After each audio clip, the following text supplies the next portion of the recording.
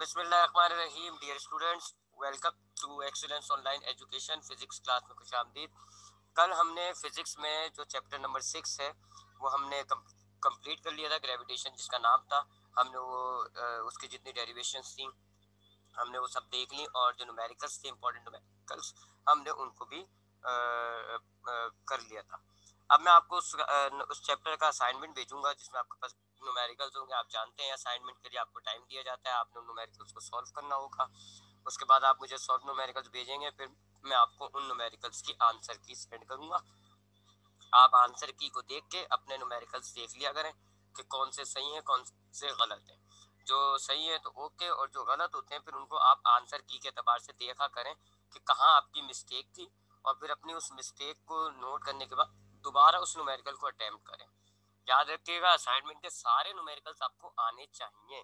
ये नहीं है कि जी 10 न्यूमेरिकल्स हैं, 8 आपने कर लिए, 2 आपको नहीं आ रहा तो आपने उनको छोड़ दिया। नहीं, तो जो आपके गलत हो उनको आंसर की से मैच किया करें।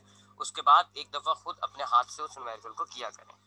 अच्छा, अब हम आगे बढ़ते हैं जी। चैप्टर नंबर 6 हमने कंप्लीट कर लिया। अब हम अगला चैप्टर शुरू करने जा रहे हैं। इसका ये है चैप्टर नंबर 7, और इसका नाम है work energy and power. Work energy and power. Matric class में भी आपने इस नाम से एक चैप्टर पढ़ा हुआ होता है। मैट्रिक में आपके पास वो चैप्टर नंबर 8 था। ये वाला चैप्टर नंबर 8 जो था वो यही था, वर्क एनर्जी एंड पावर। यहाँ आपके पास चैप्टर नंबर 7 है। तो मैट्रिक में भी आपने यही 3 चीजें पढ़ी थी इस चैप्टर के अंदर, कि वर्क क्या होता है, इसका फॉर्मूला क्या है, एनर्जी क्या होती है, पावर क्या होता है। इसमें भी आपने यही करना है। आपने चैप्टर नंबर 7 में इन 3 क्वांटिटीज को पढ़ना होगा।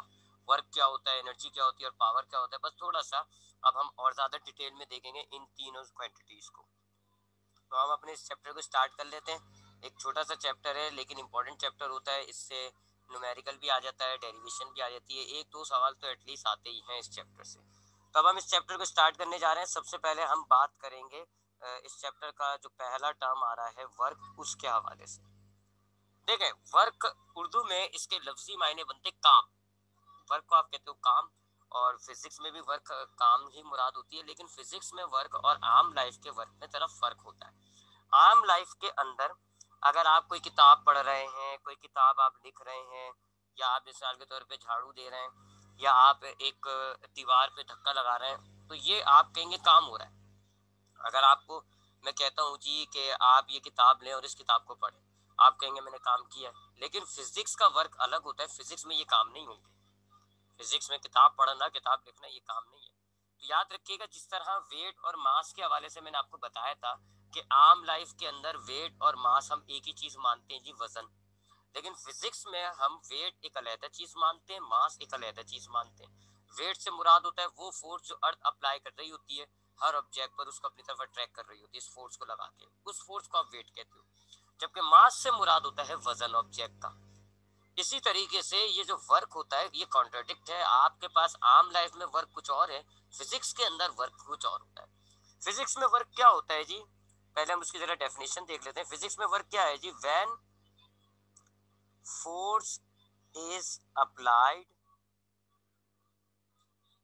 on an object and it and it covers a displacement, it covers a displacement, then work is said to be done। ये है फिजिक्स का work, then work is done। ये इसकी डेफिनेशन हो गई। एक और डेफिनेशन मैं आपको दूंगा। फिजिक्स में वर्क क्या होता है कि अगर आप किसी भी ऑब्जेक्ट पर फोर्स अप्लाई करें और ऑब्जेक्ट एक फासला तय कर ले, एक डिस्प्लेसमेंट तय कर ले, थोड़ा सा आगे बढ़ जाए, तो आप कहोगे कि वर्क हुआ है। अगर आपने किसी ऑब्जेक्ट पर फोर्स अप्लाई करी लेकिन उसने फासला तय नहीं किया, आप कहेंगे वर्क नहीं हुआ। अगर एक ऑब्जेक्ट फासला तय कर रहा है बगैर फोर्स लगाए, आप कहोगे वर्क नहीं हुआ। ठीक है, फिजिक्स में वर्क बस यही है, इसके अलावा कोई नहीं होगा वर्क। आम लाइफ के वर्क अलग होता है, ये अलग है, ये मैं आपको पहले बता चुका। फिजिक्स में वर्क क्या होगा कि जब आप किसी भी ऑब्जेक्ट पर फोर्स अप्लाई करोगे और वो फासला तय कर लेता है, दैट इज वर्क। इसके अलावा कोई वर्क नहीं मानते हम फिजिक्स में। मिसाल के तौर पे अगर सपोज करें जी, ये एक ऑब्जेक्ट है जी, एक डब्बा रखा हुआ है आपके पास, जमीन पर मौजूद है। आपने इस पर ऐसे फोर्स अप्लाई करी और ये इसने डिस्प्लेसमेंट तय करके ये इस पॉइंट पर आ गया, इस मकाम पर आ गया, ये इसने डिस्प्लेसमेंट तय किया। अब आप कहेंगे जी वर्क इज डन, काम हुआ है, इस बॉक्स पर काम हुआ है, आपने काम किया वर्क। क्यों? क्योंकि आपने फोर्स लगाई, डिस्टेंस तय हो गया। ये फिजिक्स का वर्क है। मैंने रीडिंग को, किताब पढ़ने को वर्क क्यों नहीं कहा? फिजिक्स के एतबार से किताब पढ़ना वर्क नहीं है, क्योंकि किताब पढ़ने में फोर्स नहीं लगती, डिस्प्लेसमेंट तय नहीं होता। किताब लिखने में, लिखना जो है वो वर्क नहीं है। क्यों? किताब लिखने में कोई फोर्स अप्लाई नहीं होती, कोई वर्क नहीं हो, कोई डिस्प्लेसमेंट तय नहीं हो रहा। इसी तरीके से अगर मैं आपसे कहता हूँ जी कि दीवार पर आप फोर्स अप्लाई करो, अब दीवार पर जब आप अप्लाई कर रहे हो फोर्स, तो आप फोर्स तो अप्लाई कर रहे हो लेकिन डिस्प्लेसमेंट नहीं हो पा रहा, दीवार थोड़ी हिलती है, दीवार फासला तय नहीं कर रहा। यू आर अप्लाइंग फोर्स, आप फोर्स अप्लाई कर रहे हैं, but it is not covering distance, तो आप क्या कहोगे? वर्क नहीं हुआ, no work is done on the wall. हालांकि आप थक जाओगे, आप में एनर्जी की कमी हो जाएगी, आपकी एनर्जी वेस्ट हो गई, बहुत कुछ हो गया, आप थक गए, आपकी हालत खराब हो गई, लेकिन फिजिक्स क्या कहेगा? आपने कोई काम नहीं किया। तो ये जरा एक इंटरेस्टिंग सी बात है। एक शख्स अगर 6 किताबें लिख के आ रहा है, एक शख्स ने 10 किताबें पढ़ ली और एक शख्स ने खाली एक डब्बे को उठा के 1 मीटर आगे किया है, फिजिक्स कहेगी जिसने 6 किताबें पढ़ी उसने कोई काम नहीं किया, वो निकम्मा है। और जिसने 1 मीटर डब्बा आगे किया है उसने बहुत वर्क कर दिया, उसने वर्क किया। फिजिक्स कहेगी उस बंदे का वर्क है, उस बंदे का वर्क नहीं है। एक शख्स दीवार पर खड़ा ताकत लगा रहा है जी, ये दीवार है, एक शख्स है जी ये फोर्स अप्लाई कर रहा है, और दूसरे शख्स ने खाली एक छोटी सी बॉल को फोर्स लगाई और बॉल को यहां से यहां तक ले गया। फिजिक्स क्या कहेगी? इधर कोई वर्क नहीं हुआ, इधर वर्क हुआ है, क्योंकि यहाँ पर फोर्स मौजूद है बट नो डिस्प्लेसमेंट, यहाँ पर फोर्स भी मौजूद है, डिस्प्लेसमेंट भी मौजूद है, तो ये वर्क हो गया। तो फिजिक्स का वर्क बाज औकात गुस्सा दिला देता है, क्योंकि फिजिक्स की नजर में बहुत से आपके डेली रूटीन के, डेली एक्टिविटी के बहुत सारे काम है जो फिजिक्स की नजर में कोई वर्क नहीं है। और हालांकि आपकी आम लाइफ के अंदर वो बहुत खतरनाक काम होंगे। तो हम जो नोट्स तैयार करते हैं, हम जो आपको पढ़ा रहे होते हैं, this is not work in in physics point of view. ये जो मैं आपको पढ़ा रहा हूँ, फिजिक्स की नजर में मैं कोई वर्क नहीं कर रहा। क्यों? क्योंकि मैं कोई फोर्स नहीं लगा रहा, कोई मैं डिस्प्लेसमेंट नहीं कर रहा। हम 6-6 घंटे क्लासों में खड़े होके लेक्चर्स दे रहे होते हैं, फिजिक्स क्या कहेगी? No work has been done, क्योंकि मैं खड़े होकर लेक्चर दे रहा हूँ, मैं कोई फोर्स अप्लाई नहीं कर रहा, कोई बॉडी एक जगह से दूसरी जगह नहीं जा रही। फिजिक्स क्या कहेगी? कोई काम नहीं हुआ।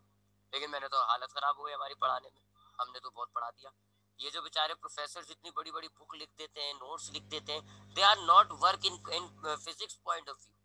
फिजिक्स की पॉइंट ऑफ व्यू से ये कोई वर्क नहीं है। अगर एक भंगी अगर एक बॉल को उठा के कचरा, एक समझ ले थैली पड़ी हुई है कचरे की, उसको उठा के साइड में कर देता है, फिजिक्स कहेगी उसने बहुत काम कर दिया। क्योंकि उस भंगी ने फोर्स लगाई, चीज एक जगह से दूसरी जगह चली गई, तो फिजिक्स कहेगी उसने काम किया है। और ये तो प्रोफेसर 6 घंटे 8 घंटे खड़ा होकर लेक्चर दे रहा है, इसने कोई काम नहीं किया।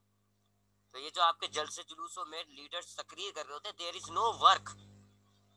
लेकिन एक भंगी अगर झाड़ू देता है, इट इज वर्क। ठीक है, थोड़ा सा इंटरेस्टिंग कॉन्सेप्ट हो जाता है वर्क का फिजिक्स की पॉइंट ऑफ व्यू से।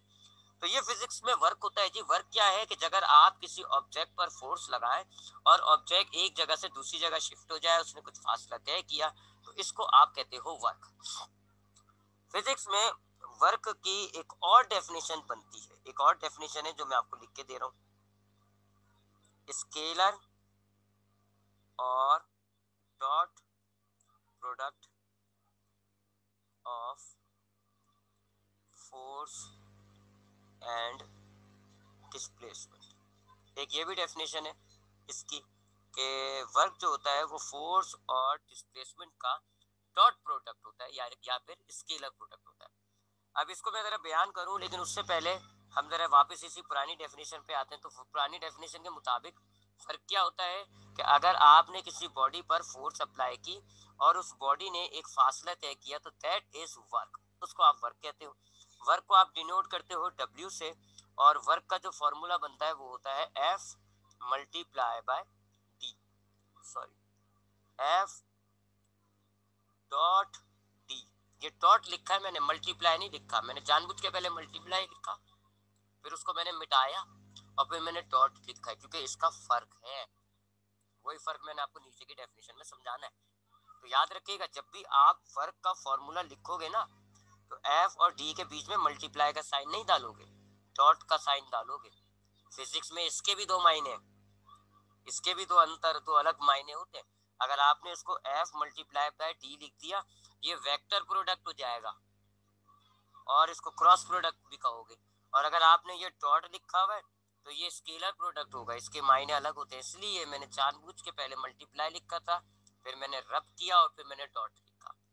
बहरहाल वो अभी फर्क क्या है वो मैं आपको नीचे बताता हूँ। बहरहाल फोर्स वर्क का फॉर्मूला क्या हो रहा है, एफ मल्टीप्लाई बाय डी, यानी फोर्स को आप डिस्प्लेसमेंट से मल्टीप्लाई करते हैं, ये वर्क हो जाता है। ठीक है, तीसरी बात, स्केलर होता है ये, it is an scalar quantity. इसमें कोई डायरेक्शन नहीं होती, बस आप सिर्फ मैग्नीट्यूड लिखते हैं और इसका यूनिट लिखते हैं, इसकी कोई डायरेक्शन नहीं होती है, इसलिए आप इसको स्केलर कह रहे हो। अच्छा, अब आते हैं नीचे वाली डेफिनेशन की तरफ। तो मैंने आपको एक प्रॉपर डेफिनेशन दे दी, फोर्स वर्क का फॉर्मूला दे दिया और आपको ये बता दिया इसका नेचर क्या है, it is an scalar quantity.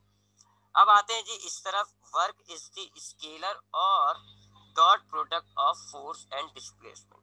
अभी आपने चैप्टर 2 पढ़ा नहीं है, लेकिन चैप्टर 2 जिसका नाम वेक्टर है, जब आप उसको पढ़ेंगे तो वेक्टर के अंदर, वेक्टर चैप्टर के अंदर आपके पास एक मल्टीप्लिकेशन का टॉपिक आएगा। मैं थोड़ा सा उसको यहाँ पे एक्सप्लेन करूंगा। वेक्टर की मल्टीप्लिकेशन जो होती है, मल्टीप्लिकेशन,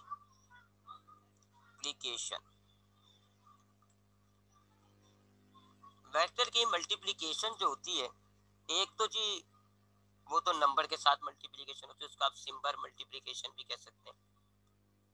एक होती है जी वेक्टर, वेक्टर को मल्टीप्लाई करना, यानी आपके पास एक वेक्टर क्वांटिटी है, आप उसको मल्टीप्लाई करें एक वेक्टर क्वांटिटी से, ये वेक्टर की मल्टीप्लिकेशन होती है। अगर आप वेक्टर क्वांटिटी को वेक्टर क्वांटिटी से मल्टीप्लाई करें, जैसे कि फोर्स और डिस्प्लेसमेंट को मल्टीप्लाई करते हैं, क्योंकि फोर्स भी एक वेक्टर है, डिस्प्लेसमेंट भी एक वेक्टर है। इसी तरीके से फोर्स और वेलोसिटी को मल्टीप्लाई करते हैं, फोर्स भी एक वेक्टर है, वेलोसिटी भी एक वेक्टर है। इसी तरीके से फोर्स और मोमेंट आर्म को मल्टीप्लाई करते हैं, ये दोनों वेक्टर्स हैं। तो वेक्टर वेक्टर को मल्टीप्लाई करना, ये कहलाएगा वेक्टर मल्टीप्लिकेशन। वेक्टर मल्टीप्लिकेशन की दो टाइप्स होती हैं, एक कहलाता है स्केलर प्रोडक्ट, इसको आप डॉट प्रोडक्ट भी कहते हैं, और एक कहलाता है क्रॉस प्रोडक्ट और इसको आप वेक्टर प्रोडक्ट भी कहते हैं। एक कहलाता है वेक्टर प्रोडक्ट, इसको आप क्रॉस प्रोडक्ट भी कहते हैं, क्रॉस प्रोडक्ट। तो हमारे पास जब वेक्टर को वेक्टर से मल्टीप्लाई किया जाता है तो दो तरह की टाइप हो सकती है, एक कहलाती है स्केलर प्रोडक्ट या डॉट प्रोडक्ट, और दूसरी टाइप कहलाती है स्केलर प्रोडक्ट और वेक्टर प्रोडक्ट या क्रॉस प्रोडक्ट। स्केलर प्रोडक्ट क्या होता है जी, कि अगर आप एक वेक्टर को वेक्टर से मल्टीप्लाई करें और आपका आंसर एक स्केलर क्वांटिटी आए, वेक्टर वेक्टर से मल्टीप्लाई हो रहा है but the answer is an scalar quantity. इस तरह का जो मल्टीप्लाई होता है कि अगर आप वेक्टर को वेक्टर मल्टीप्लाई कर रहे हैं और आपका आंसर जो एक स्केलर क्वांटिटी बन रही होती है, उसको आप कहते हो स्केलर प्रोडक्ट। प्रोडक्ट क्या आ रहा है आपका, स्केलर आ रहा है, इसलिए आप इसको कह रहे हो स्केलर प्रोडक्ट। इसको डॉट प्रोडक्ट क्यों कहा जाता है, क्योंकि फिर इसमें हम डिफरेंस पैदा करने के लिए मल्टीप्लाई के साइन के बजाय डॉट का साइन यूज करते हैं। ठीक है, ताकि हमें फर्क देखने वाला अंदाजा लगा ले कि ये वेक्टर डॉट वेक्टर लिखा हुआ है, इसका मतलब है वो समझ जाएगा कि यहाँ वेक्टर वेक्टर से मल्टीप्लाई होगा और आंसर आएगा स्केलर, तो हम इसको रिप्रेजेंट एक डॉट से करते हैं। ये स्केलर प्रोडक्ट होता है या डॉट प्रोडक्ट होता है कि जब दो वेक्टर्स आपस में मल्टीप्लाई हो और आपके पास जो आंसर आ रहा है, जो प्रोडक्ट आ रहा है, वो एक स्केलर क्वांटिटी हो, इसको आप स्केलर प्रोडक्ट कहते हो। इसमें आप मल्टीप्लाई के साइन के बजाय डॉट का साइन यूज करते हैं आइडेंटिफिकेशन के लिए। जबकि वेक्टर प्रोडक्ट क्या होगा कि अगर आप एक वेक्टर को मल्टीप्लाई करें एक वेक्टर के साथ और आपका आंसर जो है वो भी एक वेक्टर क्वांटिटी हो, तो वेक्टर को मल्टीप्लाई करने पर अगर आंसर वेक्टर आ रहा होता है, इस तरह की मल्टीप्लाई को आप कहते हैं वेक्टर प्रोडक्ट। और इसमें आप डॉट नहीं बल्कि आप क्रॉस का साइन यूज करते हैं, इसलिए आप इसको क्रॉस का नाम दे रहे हैं। तो दो तरह की वेक्टर में मल्टीप्लिकेशन मिलेगी आपको जब आप चैप्टर 2 पढ़ेंगे। दो तरह की वेक्टर मल्टीप्लाई, यानी कि वेक्टर जब वेक्टर से मल्टीप्लाई होगा तो दो पॉसिबिलिटी होंगी, या तो वेक्टर वेक्टर से मल्टीप्लाई होने के बाद एक स्केलर क्वांटिटी बनेगी, या वेक्टर वेक्टर से मल्टीप्लाई होने के बाद एक वेक्टर क्वांटिटी बनेगी। अगर वेक्टर वेक्टर को मल्टीप्लाई करने पर स्केलर आ रहा है तो it is called scalar product, और अगर वेक्टर वेक्टर को मल्टीप्लाई करने पर आंसर आपका वेक्टर क्वांटिटी आ रहा है तो it is a vector product. याद रखिएगा, स्केलर प्रोडक्ट में हम फिर डॉट का यूज करते हैं और क्रॉस प्रोडक्ट में हम ऐसे मल्टीप्लाई, इसीलिए मैंने अभी ऊपर डॉट लगाया है। मल्टीप्लाई लिखा था तो मैंने जानबूझ के मिटाया और डॉट कर दिया। मिसाल मैं आपको दे दूं, ये तो आपने ऊपर क्वांटिटी पढ़ी है अभी वर्क की, वो एक स्केलर प्रोडक्ट है। क्यों? क्योंकि वर्क का फॉर्मूला क्या है, W is equal to F multiply by D. Force क्या है, एक वेक्टर क्वांटिटी होता है। डिस्प्लेसमेंट क्या होता है, एक वेक्टर क्वांटिटी होता है। आपने दो वेक्टर को मल्टीप्लाई किया, वर्क आ गया, और वर्क क्या है मैंने आपको ऊपर बताया, स्केलर क्वांटिटी, इसमें कोई डायरेक्शन नहीं होती। हो गया ना ये स्केलर प्रोडक्ट। इसलिए मैंने डॉट को यूज किया है, ना कि क्रॉस यानी मल्टीप्लाई वाले साइन को यूज नहीं किया, नुक्ता लगाया है, क्योंकि ये एक स्केलर प्रोडक्ट है। इसी तरीके से वेक्टर वेक्टर का आपको मैं अगर एग्जाम्पल दूं तो टॉर्क इसकी बड़ी बेहतरीन एग्जाम्पल होता है। आप अगर फोर्स को मल्टीप्लाई कर दें मोमेंट आर्म से, मोमेंट आर्म, तो आपके पास आंसर आता है टॉर्क। अब ये फोर्स जो होती है ये एक वेक्टर है, मोमेंट आर्म जो होता है वो डिस्प्लेसमेंट की एक किस्म होती है, और ये भी एक वेक्टर है। यहाँ आप क्या देख रहे हैं कि फोर्स और दो वेक्टर्स को आप मल्टीप्लाई कर रहे हैं, टॉर्क आ रहा है, और टॉर्क एक वेक्टर होता है। टॉर्क में डायरेक्शन होती है एंटी क्लॉकवाइज क्लॉकवाइज, दो डायरेक्शंस मिलती हैं आपको। तो ये क्या हुआ, दो वेक्टर्स को मल्टीप्लाई करने पर मुझे एक नया वेक्टर मिल रहा है, तो इसको आप कहते हो वेक्टर प्रोडक्ट, और इसमें आप क्रॉस का इस्तेमाल करते हैं। तो ये हमें थोड़ा सा देखना था, चैप्टर 2 का ये टॉपिक है। चैप्टर 2 में हम जरा इसको और डिटेल में देखेंगे। तो वेक्टर को वेक्टर से मल्टीप्लाई करने पर दो पॉसिबिलिटी होती है। अगर दो वेक्टर मल्टीप्लाई होने के बाद एक स्केलर क्वांटिटी जनरेट कर रहे होते हैं तो इसको आप कहते हो स्केलर प्रोडक्ट।